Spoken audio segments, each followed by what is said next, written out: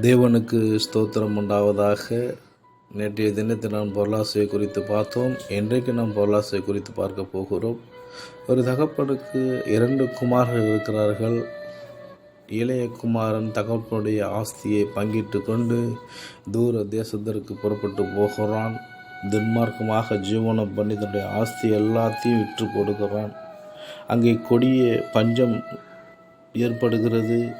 வயிற்றுக்கு சாப்பாடு இல்லை, வேலை இல்லை, எல்லாவற்றையும் இழந்து நிற்கிறதான ஒரு சூழ்நிலையில் இருந்து கொண்டிருக்கிறான். அவன் அங்கே ஒருவனிடம் பன்றி மேய்க்கும்படி வேலைக்கு அமர்த்துகிறான்.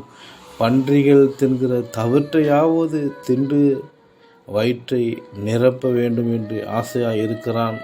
அதையும் அவனுக்கு ஒருவரும் கொடுக்கவில்லை. அவனுக்கு புத்தி தெளிந்தது. என் தகப்பனுடைய கூலிக்காரர் எத்தனையோ பேர் இருக்கிறாங்களே, பூர்த்தியான சாப்பாடுகள் சாப்பிடுகிறார்களே என்று சொல்லி அவன் சிந்தித்து கொண்டிருக்கிறான். நானும் பசியினால் சாகிறேனே, இல்லை நான் எழுந்து என் தகப்பனிடத்துக்கு போகிறேன் என்று அவன் புறப்பட்டு போகிறான். தன் தகப்பனிடத்தில் வந்தான். அவன் தூரத்திலே வரும்போதே அவனுடைய தகப்பன் அவனை கண்டு மனதுருகி ஓடி அவனுடைய கழுத்தை கட்டிப்பிடித்து முத்தம் செய்கிறதுனால ஒரு சம்பவத்தை பார்க்கிறோம். தன்னுடைய குமாரன் தகப்பனை நோக்கி சொல்லுகிறான், பரத்துக்கு விரோதமாக உமக்கு விரோதமாகவும் பாவம் செய்தேன். இனிமேல் உம்முடைய குமாரன் என்று சொல்லப்படுவதற்கு நான் பாத்திரன் அல்ல என்று சொல்லுகிறான். ஆனால் தகப்பனோ அவனை கட்டி அணைத்து முத்தம் கொடுக்கிறார்.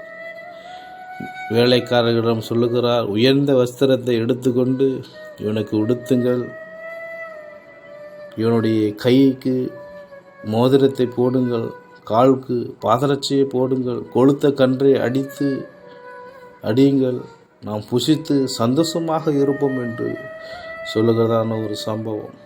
நாம் தகப்பனோடு கூட இருக்கும்போது மிகுந்த சந்தோஷமாக இருப்போம். ஸ்தோத்திரம் உண்டாகட்டும்.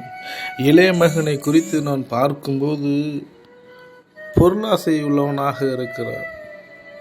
தகப்பனை பார்க்கும்போது மிகுந்த அன்புள்ளவராகவும் அரவணைக்கிறவனாகவும் வழிநடத்துகிறவனாகவும் இருக்கிறார். அவரிடத்திலே நாம் இருக்கும்போது நான் மிகுந்த சந்தோஷமாக இருப்போம். கர்த்தர் நம்மளை உயர்த்துவார். ஆமேன்.